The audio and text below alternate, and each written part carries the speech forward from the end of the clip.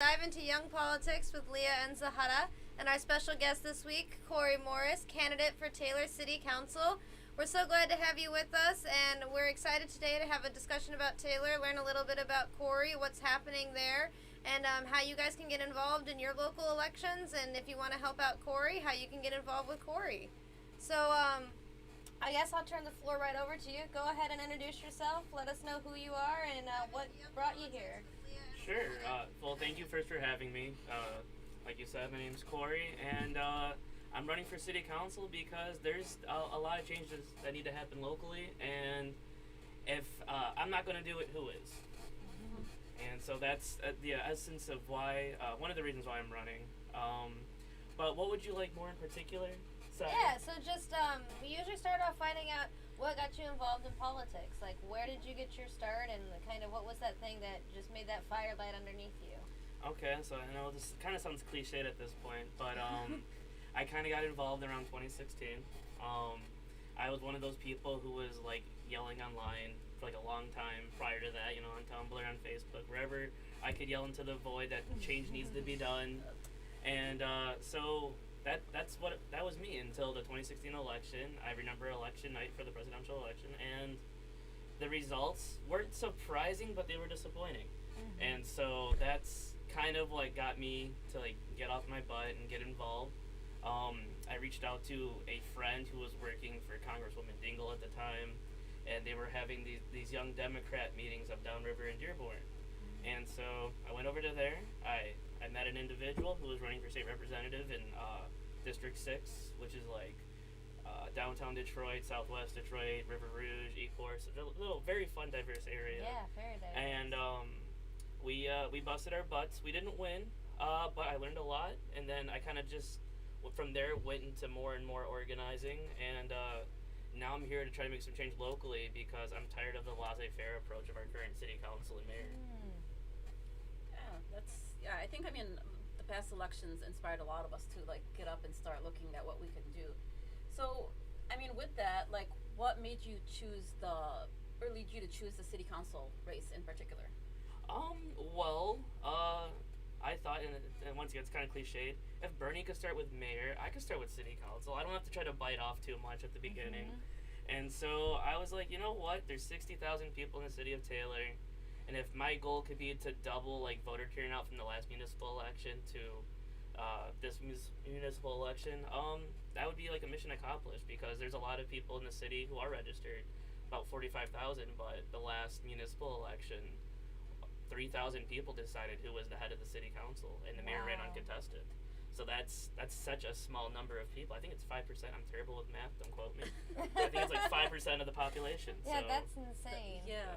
And then for because there's city council is different like everywhere. Like in Ipsy where Leah's at, it's their wards, right? Yeah, we have And then, 3 like, main wards. Yeah, and then like with Corey and with the Dearborn, it's basically just a panel, or I don't know how you basically a panel, and whoever gets the most votes is the president, and that's who is right under the mayor. Yep, the chairman, whoever gets the most votes gets to be the chair, which is the second in line to the mayor, in case our mayor, who is currently indicted by the FBI for 33 or so charges. Fun, we gotta get Alex in there.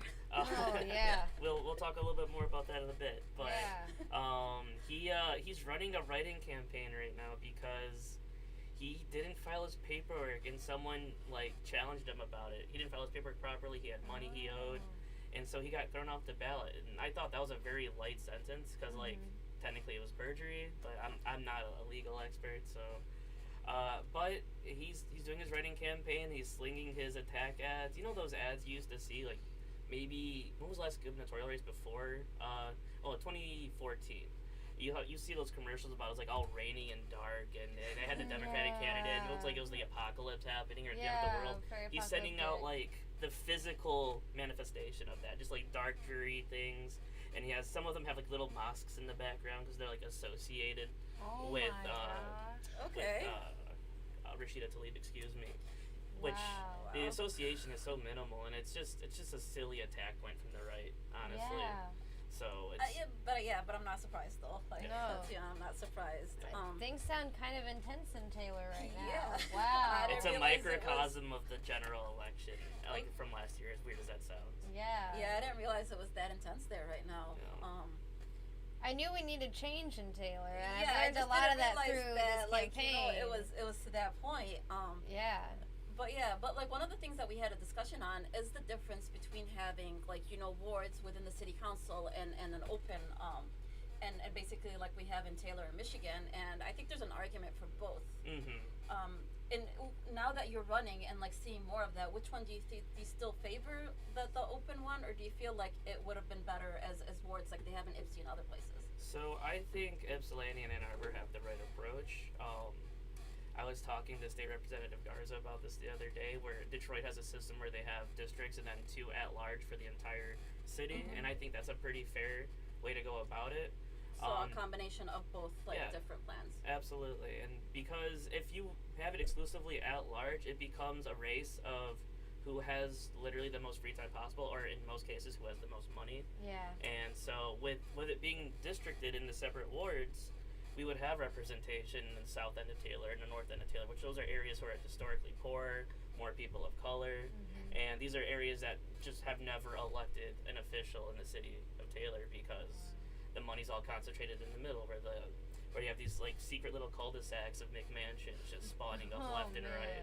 Meanwhile, there's no decent affordable housing being like brought in. We're just either cheap rentals or these giant houses that most citizens can't afford. Yeah, and then you don't run into like the whole thing where all of the council is from like one location instead of like, because I think like that's what happens in some places. They're all centered in one location, so they don't know how the other like the issues that are needed. But I like the combination of both. Like I don't like it to just be wards because you don't feel like there's that where they're working together. But I like the Detroit, how they have like wards, but they also have the at-large. Yeah. That's what I favor. So hopefully we can change more of the cities to that. Yeah, I think it would be nice to see an at-large position like added to like the Ypsi City Council, someone who kind of has that general overview. But again, I'd be interested to see where they come from geographically with like sort of what you're talking about. Is I think if we didn't have the districts, we'd probably see like a heavy concentration in like some of what like Normal Park is where a lot of your like professors and business people and like you said, people who have money or time live. So I think you'd see a higher concentration there, and you'd lose some of Southside in Ypsi. Now, I mean, don't get me wrong, there's a lot of really strong activists in Southside, but again, we have to come back down to money and time. So I think the wards do help us keep that kind of representation pretty equal. Yeah, but at the same, I don't like the way you guys have it in Ypsi where it's just wards, because then I feel like there's no that like them working together. So that's why. And it is difficult, I think, sometimes for the board to be cohesive. Yes. I do. And so I think having those members that are kind of just like the general overview of the city would be a beneficial thing. And also that would bring more voices into council, and I think that Ypsi could benefit from that. Yeah, so like that's what I don't know if we'll ever do that in Dearborn, but like that's the kind of like system that I'd like to see. Is that something that you and Representative Garza have talked about trying to change? Yeah, absolutely. Just as recently as last week, and we would like to have that hybrid system. The only issue I would fear if it's exclusively wards is that you would come into the same line of, you would have dynasties potentially, and that's dynastic politics is very prevalent in Downriver and Metro Detroit in general, and that's something that I would like to actively fight against. Yeah. Yeah, and I think that's where having those at large while having the wards will do away with some of those issues. You know, let the people with money fight over the at large while the community organizers get the wards and whatnot.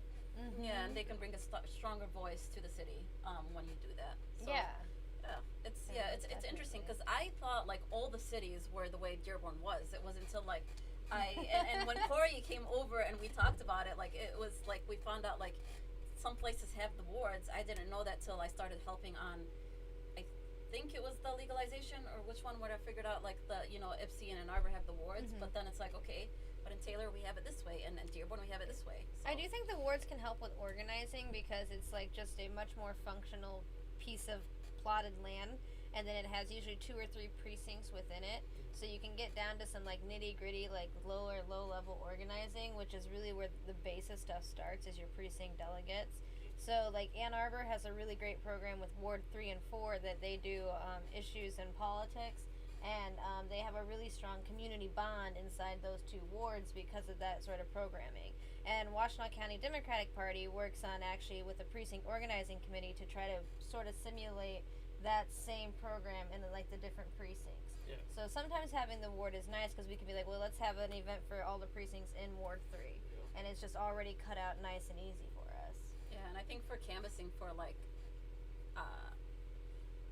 dividing things up for state races or anything like that, I think it helps with that as well. Yeah. Absolutely. Versus like some of the local ones where it's easier to do. Mm-hmm. I actually work with former council member Bill Nichols. I don't know if you're familiar with him. He was a council person in Ypsilanti. Okay.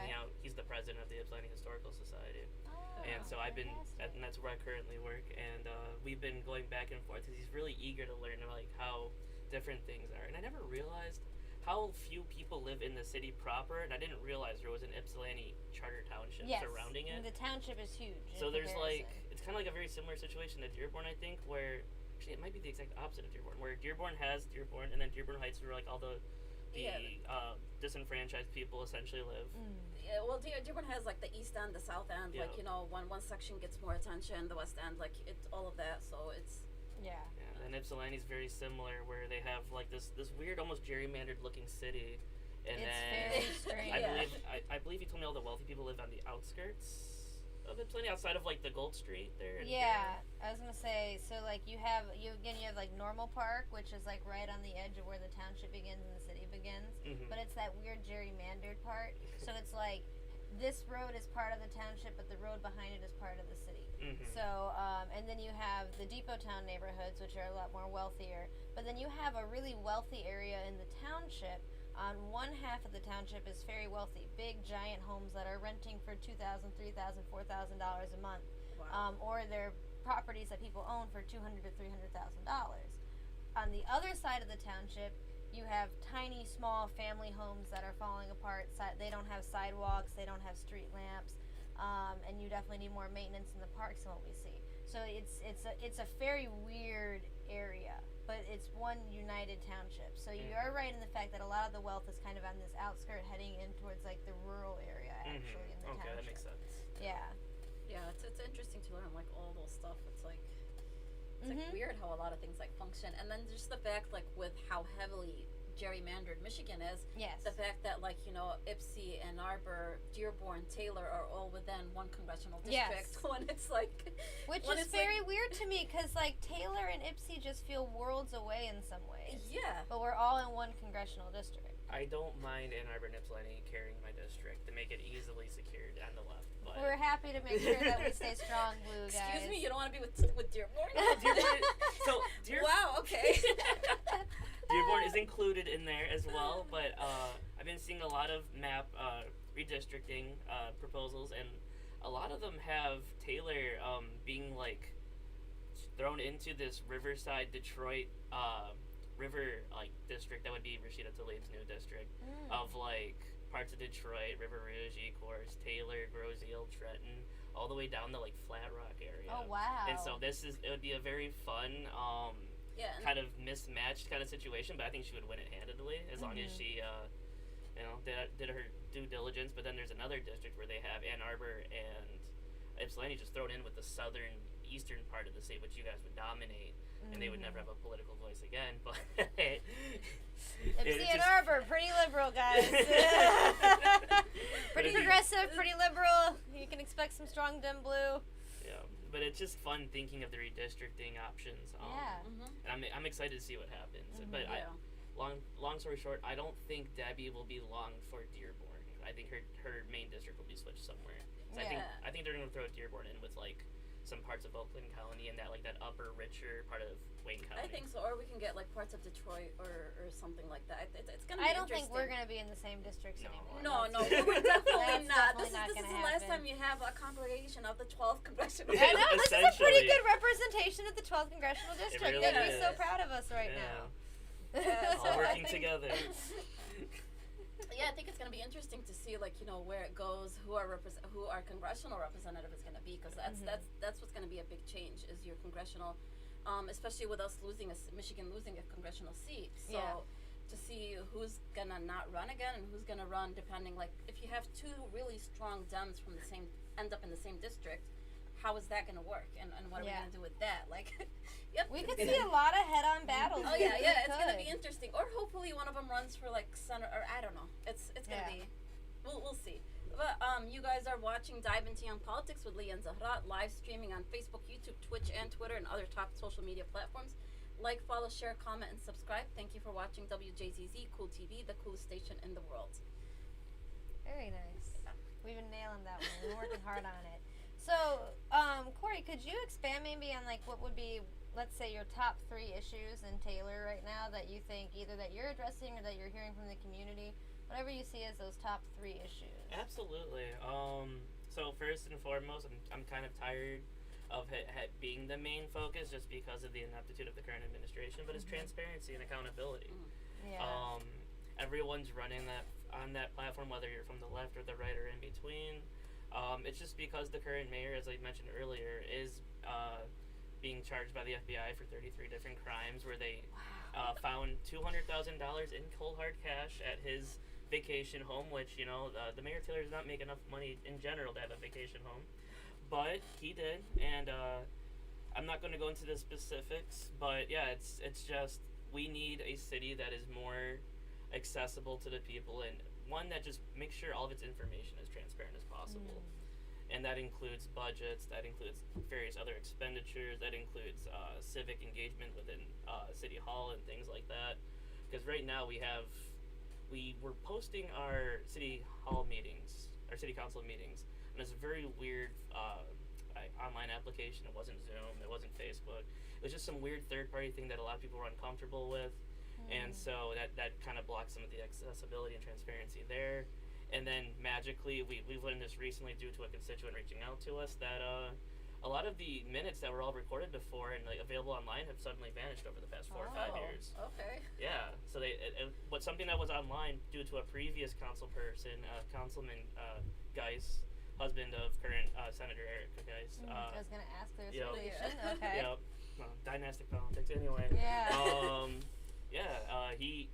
We were all talking when last time he was there. He introduced the concept of our meetings being put on cable, which, you know, not everyone has cable, but I digress. And putting it online, and those were good transparency steps for us. And then he left, and then apparently it's not there anymore. So now we're trying to figure out what happened there precisely. Right. And so that's the biggest issue. Regarding the 2 other issues, obviously, infrastructure, and as our president has stated, infrastructure can mean everything, essentially. It's the functionality of the human experience. It's a pretty encompassing word. Yeah, and it's the literal roads, it's our pipes, it's public transportation infrastructure, which is almost non-existent. Outside of, we have like a sign, oh, you can ride the bus here, and then meanwhile you're in the middle of a hailstorm or a blizzard and you're getting pelted the entire time. Or if you're in a wheelchair, you're just out of luck. Like Dearborn, that's an issue as well, I feel. It seems to be a Metro Detroit issue, because I've noticed it in Ypsilanti as well. It's just there's been this lack of investment in public transportation. Although Ypsilanti and Ann Arbor have taken that step with their own specific, I think it's like Washtenaw public transportation. I forget the exact like acronym, But I mean, I feel like whenever I'm in like Ann Arbor, it's more walkable than a lot of the other cities. Oh, absolutely. It's a lot more walkable, so that makes it feel more accessible. No, absolutely, and that goes back into infrastructure and city planning. The city has these, and it's there's like a 5-year plan, you know, very communist for a very democratic city like Taylor, but they had a 5-year plan where they wanted to implement like a downtown, for example, and increase our public transportation accessibility and whatnot, and none of that's come to fruition. It's just like, oh, this is an idea, and maybe if the citizens let us at some point, we would do it. None of the citizens are holding them back. They just don't want to put the money and time into properly doing it. And then just blame it on the citizens themselves. Exactly. Like, why didn't you? Like, well, the current one of the current people running for mayor blames citizens for not recalling our current mayor Solers, because the city council has no authority to remove a mayor, which no, I guess you don't, but you could have advocated for it. Yeah, there could have been like, done something or just brought attention, like better attention to the whole issue. Yeah. Yeah, and that goes back to my third biggest issue, and it's advocacy in general, community engagement. These council representatives think they're just like retirement positions where they just say yes or no to things, and then they pack it up and they go home, and occasionally they'll go to a little event where they clean the park or they do something minor, but they're not going into the streets and talking to the citizens and having the conversations, realizing, you know what, your street is absolutely deplorable, this looks like gravel, we need to do something about this, or anything to that effect. And so to break it down to three, it'd be transparency, infrastructure, and advocacy would be my three biggest issues. Okay. That's really good, especially when you're trying to establish like better policies in place to look at those issues. It sounds like you might be doing a lot of rebuilding of Taylor in general, assuming that you get a lot of new electeds in, and we do end up with Representative Garza as mayor. It sounds like you're right on the cusp of a lot of, some of what I've written in your letters, the beginning of new changes. Absolutely. And so right now, Representative Garza, has a coalition of people he would like to see elected. And that features like myself, Asha Tyson, who doesn't have an online presence, but she's very engaged in the community. She gathered 250 signatures for her petition ballot in like 2 weeks. Wow. Okay. Well, Just nice. busting her butt, and so she's very into the community. And then there's Jill Brandana, who was a current councilwoman, or she was a previous councilwoman, stopped, and now she's running again. And so we have this coalition of at least 3 individuals, and we're hoping we can get maybe 1 or 2. And if we get that 4-person majority, we can start making some real systemic changes in the city. So how many? It's do you have 7 seats? Yes. And then are they all up this time? Yep. We're thinking about actually looking into that, because that seems kind of. Crazy. I like it, but I'm kind of chaotic in that regard, because there's no handing over the or just helping people ease into it. Yeah, so we stagger ours at IPSI. So this year, so each ward gets 2 reps, and this year, upcoming cycle in Ward 3, Annie Somerville is safe, but Anthony Morgan's seat is up, so he would be up for re-election, but Annie would still be staying in her seat, so you don't have a total turnover. And it's the same way for the other wards. I kind of like that stability idea. No, yeah, I sympathize with that completely, and from a completely logical standpoint, I agree. There's just something very chaotic and American about cleaning the entire house out. You don't like these people, get them out of here, let's start fresh. And I mean, that is definitely something that motivated a lot of people in 2016 for the opposite of what we want, but that idea of just complete change, clean it all out. So, I mean, I definitely can see that mentality, especially when you're looking at issues like it sounds like Taylor's looking at, where it really does sound like you do need like to the whole have transparency a deep, and sweet clean. all of that. exactly. I mean, I think in Dearborn, all 7 seats are up, so we could potentially get 7 new city council members, depending on how the race goes, because we have 14. No, why did 16 right 16, now. yeah, Because we have 14 make it through the primary. 14, yeah, we can vote for 7. That's how much we can vote on the ballot, but 14 will make it, and then in November it'll go down to 7. So it's gonna be interesting. So that's a fun number. We have 19 running. Yeah. 3 of them are incumbents, but they're all writing campaigns because they messed up their paperwork. Oh, Really? okay. And one of them didn't. One of them just said he was done, but now he I guess started to do a campaign a month before the primary. A month? Wow. A writing campaign a month before the primary. Yeah, Okay. So. Someone's brave. Yeah, and so there's this thing with local politics, at least in Taylor. I don't know how it is in other cities, where there's a very online group of individuals, at least on Facebook, who tend to be conservative, and so they make their opinions heard, they make their voices loud, but they represent maybe 200, 300 people out of a city of 60,000 people. And so they think they have this influence, and they think they can push people forward. If I back you, we'll be good to go. But no, it's. Okay. I'm cautiously optimistic about the primary, and I'll leave it at that for now. But especially with most of the incumbents being write-ins. Now, how many people make it through your primary? 14. Okay. So Yeah. it's So the same it seems breakdown. like Taylor and Dearborn have a lot A lot in similar. Very common. similar Yeah. there, yeah. Wow, so you'll go from 19 to 14, and then Yep. you'll go down to 7.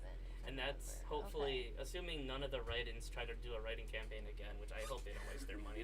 Most of them are wonderful people, but they need to know when they they got had and they need to move on. Well, a writing campaign in general is extremely difficult to do, let alone do it so close to the primary, and then not just that, so close to the general. I mean, even the general's in November, and here we are mid-July. Yep. So, like, not that I want November to get here that quickly. Yeah, exactly. I want to breathe, and I want to survive these few months. But, you know, that's as someone who comes from the campaign world, it's a lot to put on yourself because you just don't have the time and to really but make at the progress. same time, with Taylor being so small, like compared to like a lot of, and for it not to need so many votes to win, I do think if they work hard enough, if they do push hard enough, somebody can win a writing campaign. So is that like what you? So. Sorry, I didn't I was just going to say, we had a write-in campaign for mayor in Ypsi, which is, you know, a much smaller city. Yeah. And although it was Ann who ran as a write-in against Beth Bashir as a Democrat, it's Ypsi, so Democrat is going to win. Yeah. But, like, Ann's numbers were really, really good. She got, like, a lot of following for a write-in campaign. Was it enough to put her over that, like, finish line? No. But was it, like, a competitive race? Yes. Yeah, and I would say, just speaking on like the history of Taylor voters, if they see your name, they're more than likely to remember you and probably vote for you, assuming there's nothing negative associated with that. Which, you know, besides just the obvious of running a positive campaign because it's just better anyway. That's why I'm running an extremely positive campaign, which is funny because mostly everyone else is not at this point. There's very negative, hostile situations, especially in the mayor's race. I mean, they gotta keep it fun. But I will say, Taylor is actually one of the 20 largest cities in Michigan, excuse me. And so that really surprised me because I learned recently how small Ypsilanti was. So I like always imagined like that giant square with the charter township, and I'm like, wait, there's only like 27,000 people in the city or something. And I think that's when the students are there. Oh, it's so fascinating. I love Ypsilanti. Like, if everything doesn't work out right, which it's going to work out, so it doesn't matter, I would love to move to Ypsilanti. But anyway. Well, hey, Ypsi will take you any day. Progressives are always, anyone's welcome, but progressives, we love them a little extra. Absolutely. But yeah, I'm excited to keep knocking, and I hope November doesn't come too soon because I need more time to reach out to everybody. Because I'm essentially one of like 3 campaigns who's actually door knocking out of like the 25 or so politicians actually running. I was gonna ask like, how is it going on doors, and like, is that a common thing in Taylor, or is it like you're knocking on doors of people who haven't been knocked in a while? Like, what's your experience been? So it's pretty much as you said. Taylor politics, people take things for granted. They'll send their mailer and they just assume you'll read it, and if I like you, I'll vote for you kind of mentality.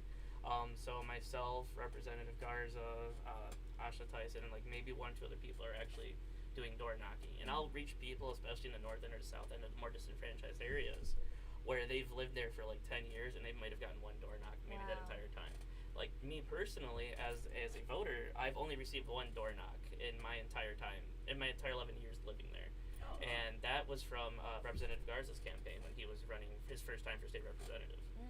So it's a very minimally involved community, lots of no soliciting signs, which, you know, I try to respect if they seem reasonable. If there's no handbills, I ignore it, but I try to make sure my information gets out there as much as possible. And soliciting isn't politicking, but most people don't understand that. Yeah, that's we need a PSA. Yeah, we really do, because I cannot tell you. People will point at the sign and I'll be like, I'm not soliciting. Exactly, and it's the only time I avoid those stores if it says like no politics or no handbills, like Corey said. Yeah, that's the only time. But yeah, you have a lot of people who have like the no soliciting. It's like we don't have really good civics education, so we don't really know what's allowed, what isn't allowed, and also, you know, if people aren't used to having their doors knocked on, they're not expecting you to be talking about politics. And honestly, before I became involved in door knock, I didn't know that, like, you know, if it says no soliciting, it only meant like, I mean, I knew what the word meant, but it was like you didn't think of it like, oh, that means, you know, campaigns could still knock at your door. It's like you didn't think of that. I like the ones that have like, we know who we're voting for, we know who we believe in, we know what we're like, it's like all of the things that you could be knocking for, and you're like, oh, there it is, politics, alright. I'm too poor to buy your thing, I already love Jesus. Yeah, exactly. Yes. Those are the fun doors.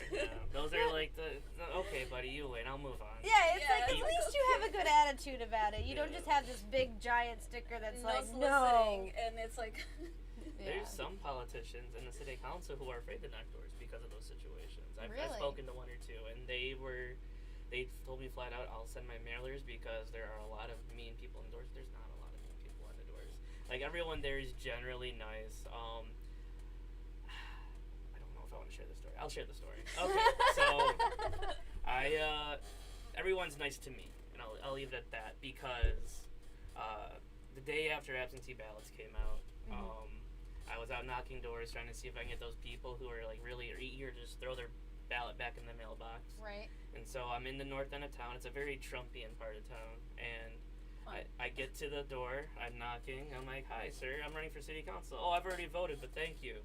And he just opens up his mailbox and shows me the ballot, and I just hand him my literature. And he was like, "Well, I hope you consider me in the general, sir. My name's Corey." And he's like, looking it over. "Oh, I voted for you." Oh, "Well, that's fantastic. Thank you. What led you to vote for me?" "Well, your name was not Arabic or Mexican, etc." And I had to like just calm and cool, collect my face as much as possible. That's hard. Many reasons to be upset at that, but my wife's also Mexican. But anyway, so I'm just keeping a straight face. I'm like, "Well, thank you, sir, for your support. Have a wonderful afternoon." And I just walked.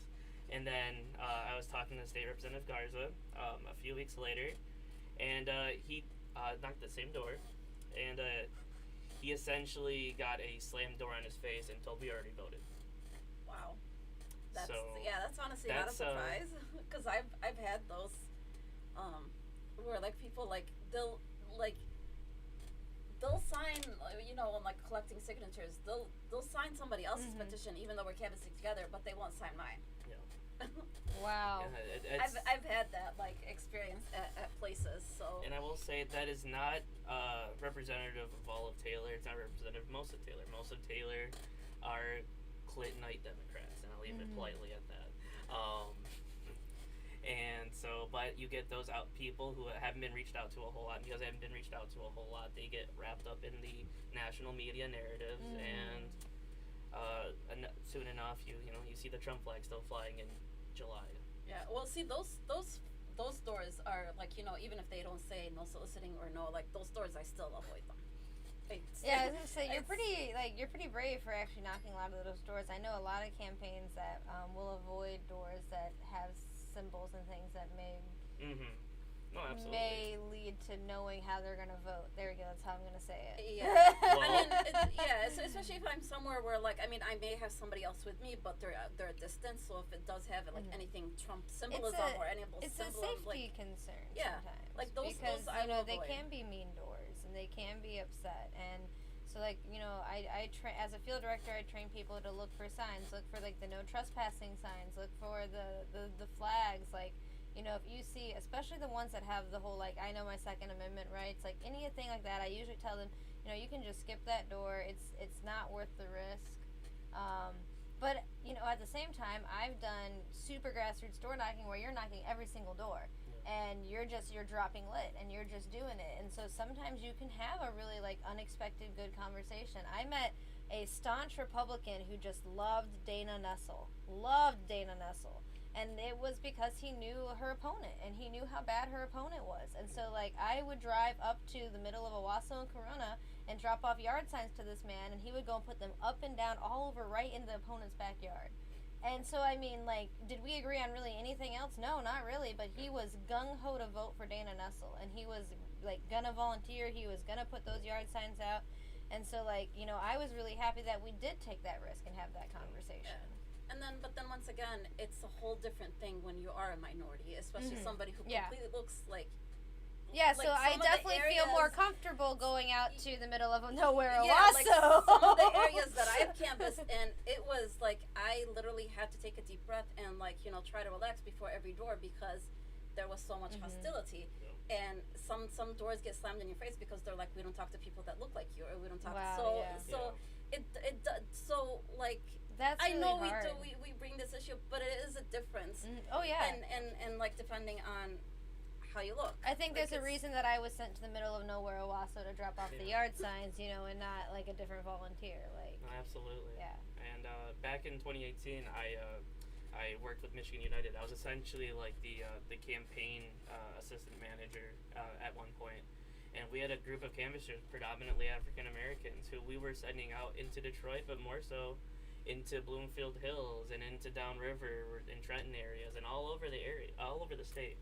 Well, I should say all over Metro Detroit. And we would have lots of stories of people who, they would just be followed by people in the neighborhood who didn't trust them and things like that. So that's a very real concern, but it's one of the few ways where, like, I can actually use my white privilege to get that message out to someone and, arguably trick them into voting against their own backwards interests.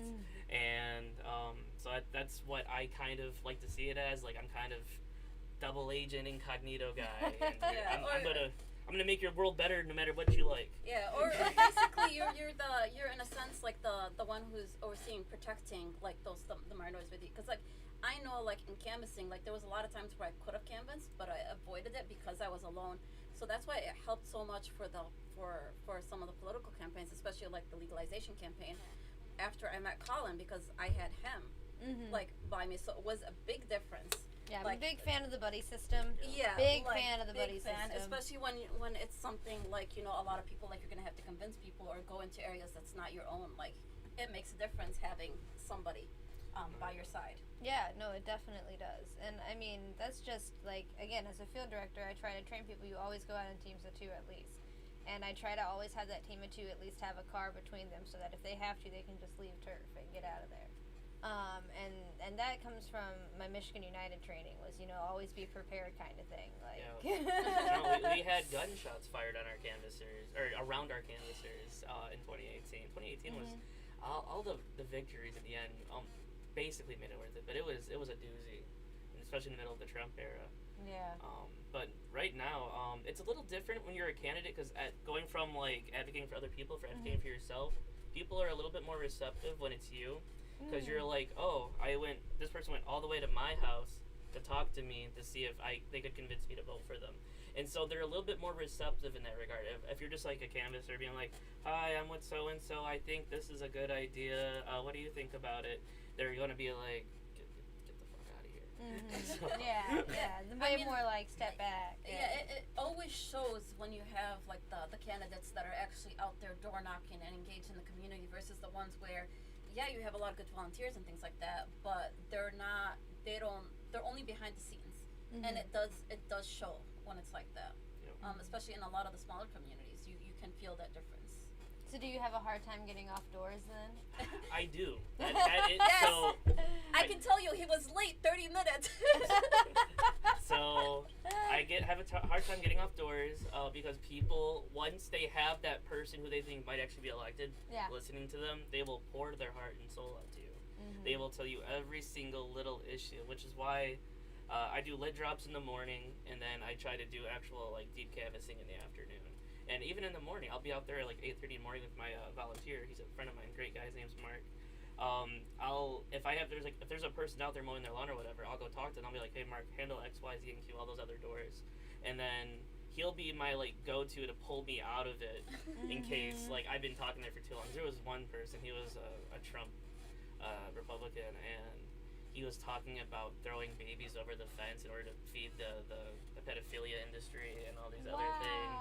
And I'm just like looking over my shoulder, like, oh, it's my volunteer. We got to get going, but thank you.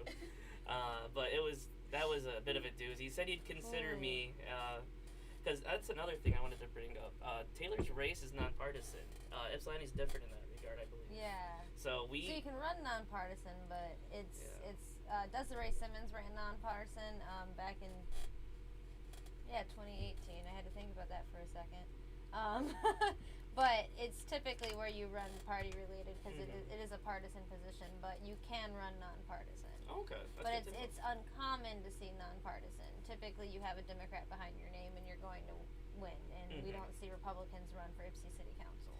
Well, yeah, and it's caused a bit of an issue because I followed the Ann Arbor politics page on Facebook, and there was an individual trying to advocate for the end of the ward system and for an introduction to the nonpartisan only election, and I kind of was like, both of those seem like bad ideas to me, just because there is a movement to be nonpartisan in Ypsi as well. There was some conversation to COVID, there was a group discussing what would it look like if we were to move city local elections to nonpartisan. So the mayor and the city council being nonpartisan.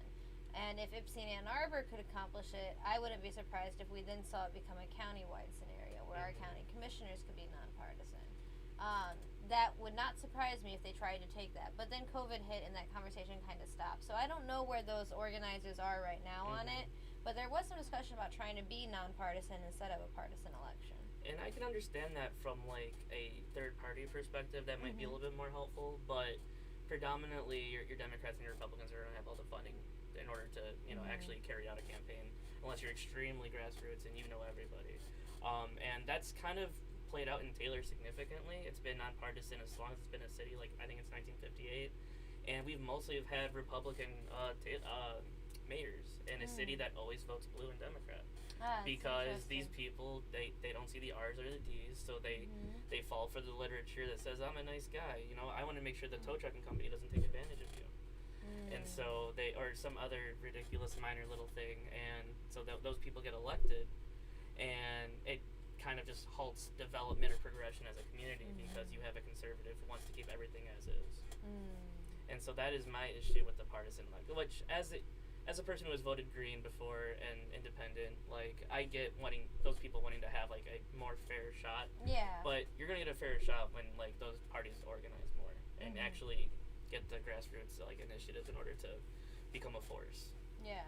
I mean, Dearborn is that way too. It's nonpartisan. It's just like we're very similar. Like Taylor and Dearborn are very similar, but I think it's like that's when a person is educated and they go and like talk to the people, or when they're able to decipher some of those mailers, because some of those mailers can be, then you can get a sense. Then you can get a sense of like where it falls. But I think that's the way it is in a lot of like the open city council like ways. It is nonpartisan because how are you going to divide it up and like. I think it's... You couldn't divide it up. It would just be whoever won, and then that's when you end up with, like, Ypsi City Council, where everyone's a Democrat. Everyone in Ypsi City Council is a Democrat. To you guys, I'm trying to think of, like, how would we do it to where we can have that partisan, but then at the same time, City Council is supposed to be nonpartisan, so, like, it's... Everyone's a Democrat. Well, all part, until we change the whole system and actually, like, are able to, that's the way it is. But I think that... It's just... it'll be interesting to see how even that part would go. Like, so unless I'm wrong, I'm pretty sure that every single city council member on Ypsi City Council is considered a Democrat and ran as a Democrat. Okay. So like and so in Ann Arbor there was this huge hoopla last cycle because there was a candidate that wanted to run for city council as a Democrat who historically had always leaned more Republican. And people were like up in arms. There was another one that wanted to run something else as a Democrat, but was always acting as a Republican, and people were up in arms about it. So when you do have partisan, you can decide whichever party you want to run as. So you can play that game, and so that goes back to like, you're Washtenaw County Democratic Party people. We're gonna know what you're doing. We're gonna call you on your BS, but like. Your average voter is going to look at that piece of literature and really like you, and if you're saying you're a Democrat and you've got a good piece of lit, they're going to probably vote for you. They're not going to go research your history. So, like, sometimes the partisan label can be deceptive as well, I would say. Oh, absolutely, yeah. I mean... In the end, it's all about educating the voter. Yeah, that's what I was going to say. I don't really know if it's, like, one is better than the other, or if it's just about really teaching people how to look into candidates, how to research them, and reaching the people at the same time. And I think like the biggest change will come is if we ever get like do away with the two-party system. Yeah. Oh yeah. Like that's you'll see a big change to that then. Yeah, because like I mean, I don't know if it's having more parties that will make it on the ballot equally like and like the same advantage as Democrat and Republicans do. That will be the best solution, or just doing away with the parties and just looking at the actual policy platforms and having everything nonpartisan. Yeah, so I don't know which. So I would say, even if you went nonpartisan, you would still get endorsements, right? And your endorsements would still show if you're a Democrat or a Republican. Absolutely. Yeah. So at that point, I think that would make endorsements so much more important. And I already think endorsements are pretty important at this point, but I think they would make them like absolutely crucial at that point if it's nonpartisan. And it must feel similar for you, I guess, with your election right now, is I'm sure you're still targeting like the strong Democrats with a lot of your endorsements that you have. So absolutely. Just to add on to that, I was recently endorsed by Metro Detroit AFL-CIO. And Awesome. Congratulations. thank you. And that's like something that I can throw onto my mailers and my other information to say that I am backed by at least one union. I'm working on other ones, but I'm a pro-worker, pro-union candidate.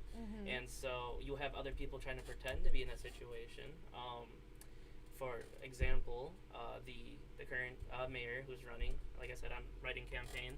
He's starting putting on his literature that he's endorsed by UAW Region 1, which is the particular regional unit of the UAW. Yeah. And there's been no confirmation in any literature sent out anywhere of this, but he's put it on his literature.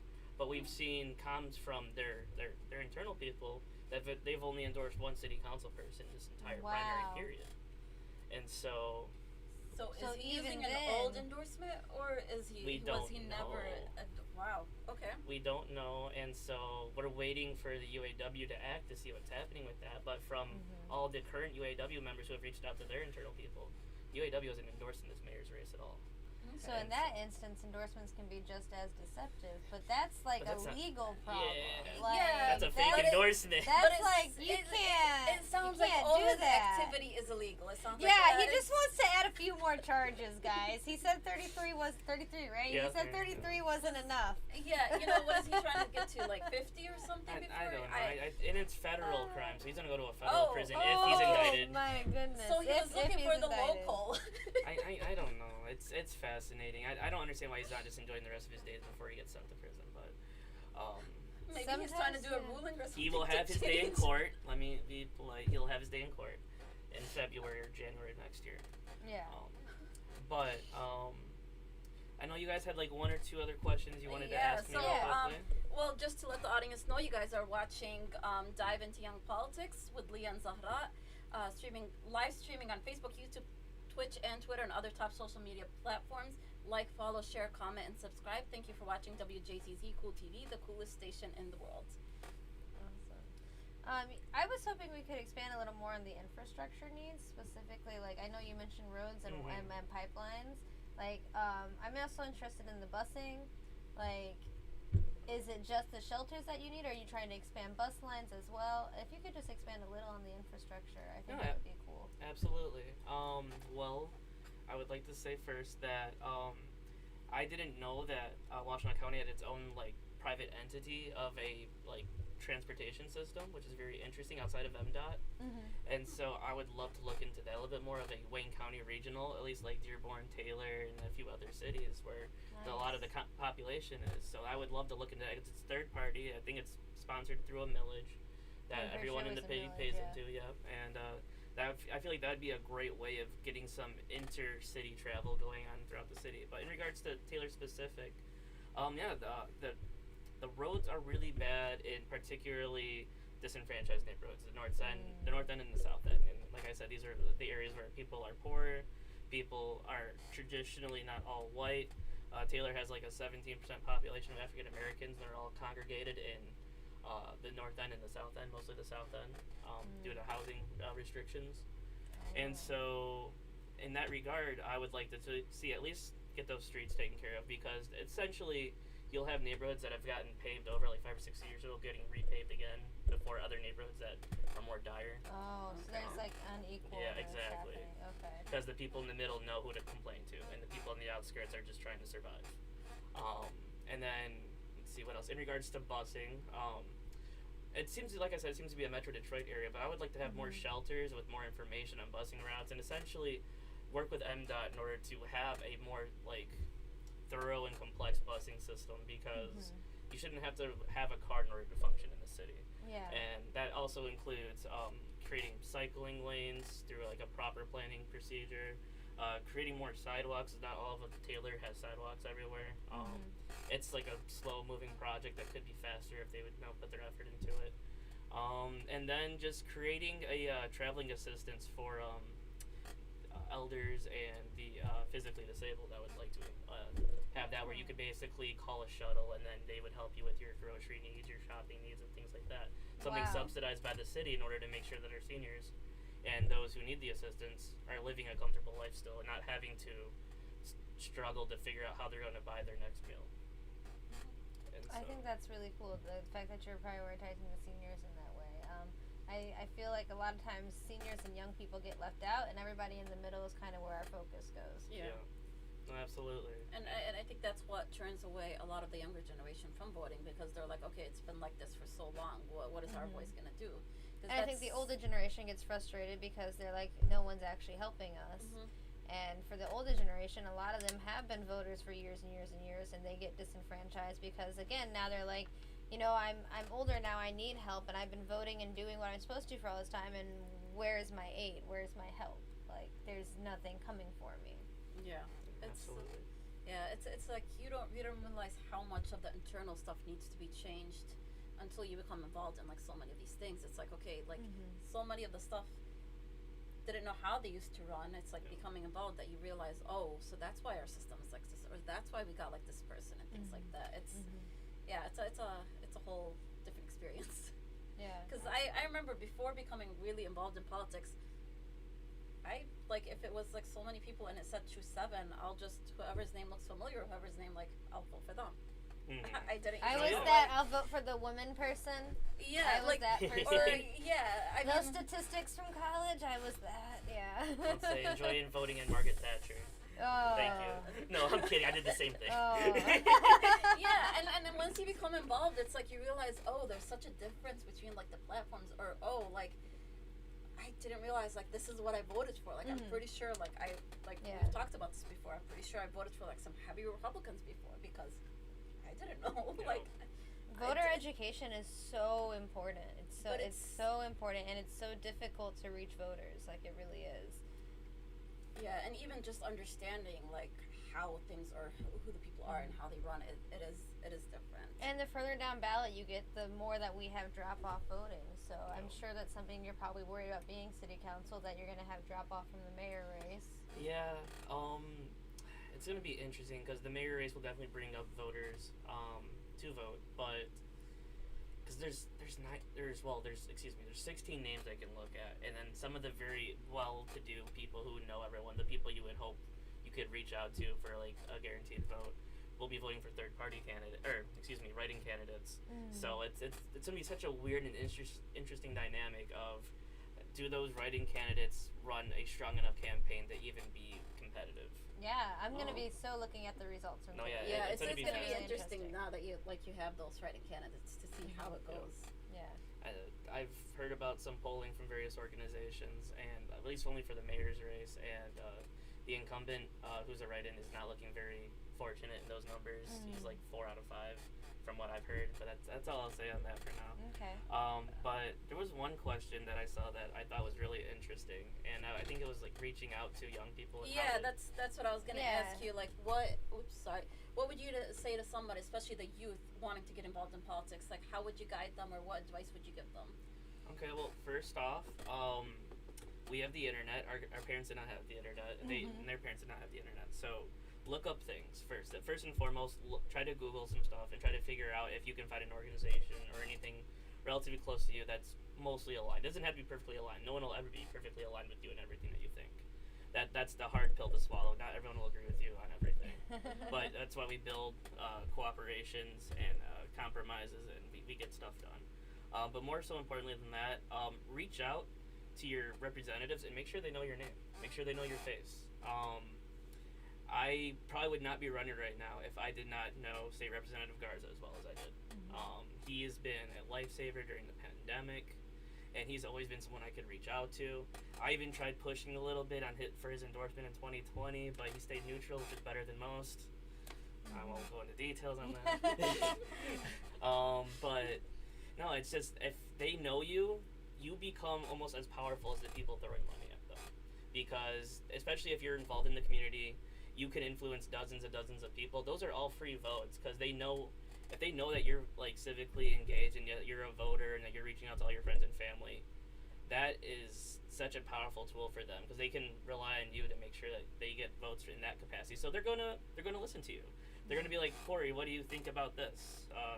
So and so, what do you think about that? Because they want to make sure that they're doing what's right. Because politicians don't know everything. Politicians don't know a whole lot. To be honest, politicians are there to represent you and to listen to their constituents. And if a politician says they know the answers to everything, then don't vote for that person. That person does not know what they're talking about, in my opinion. Yeah, no one knows everything. Yeah, no one knows Exactly. everything. Yeah, no It's one like knows it's, everything. yeah. I mean, it's. I think it's like that's what a lot of the youth these days need that leadership to like let them know what's going on. And Yeah, I think definitely. like it's because so many of them see the frustration on so many of the older generation of like the two-party system, some of the way the politics are played, that they just basically give up before even starting. And then you have some who just take that and do something with it, and Yeah. do a lot better. I mean, I think that's what like we are trying to do with the Young Democrats. Like that's what we focused on in the past 2 years, rebuilding it, encouraging the youth, showing that we do have a voice. We just have to push a little bit further, and basically wake some people up. Yeah. In a sense. Well, Corey, do you have any parting words of wisdom for the audience today? Parting words of wisdom. That's tough. I would say if you're listening to this, you're already way ahead of the curve, so thank you. Just don't give up hope. We're eventually going to take over. Statistically, everyone else older than us is going to die off, as grim as that sounds. We will eventually take over. Have a game plan. Try to make sure that we know what we're going to do. Oh, I'm sorry. You're good. Sorry. Make sure that we have a game plan for when it is our turn to finally take over. And we can try to take over a little bit earlier if we keep working hard enough at it. But we have a planet to save. We have neighborhoods to save. We have